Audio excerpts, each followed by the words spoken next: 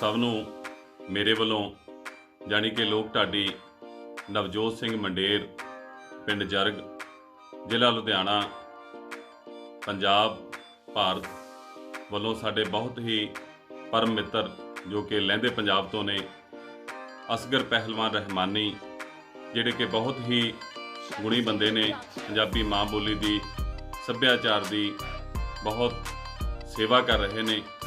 उन्हां दा एक सलाघायोग नवा कदम उन्होंने अपना चैनल रहमानी न्यूज़ HD शुरू किया है। सारिਆਂ ਨੂੰ इत्थे बेनती करते हैं कि उस चैनल ਨੂੰ ਵੱਧ ਤੋਂ ਵੱਧ सबसक्राइब करो ਤੇ ਨਾਲ ही मैं असगर पहलवान रहमानी जी ਨੂੰ बहुत बहुत ਵਧਾਈਆਂ ਦਿੰਦਾ ਅਤੇ परमात्मा अगे अरदास करते हैं कि परमात्मा उन्होंने ਤੇ ਉਹਨਾਂ ਦੇ ਚੈਨਲ ਨੂੰ ਦਿਨ ਦੁੱਗਣੀ ਰਾਤ ਚੌਗਣੀ ਤਰੱਕੀ ਬਖਸ਼ੇ। ਧੰਨਵਾਦ।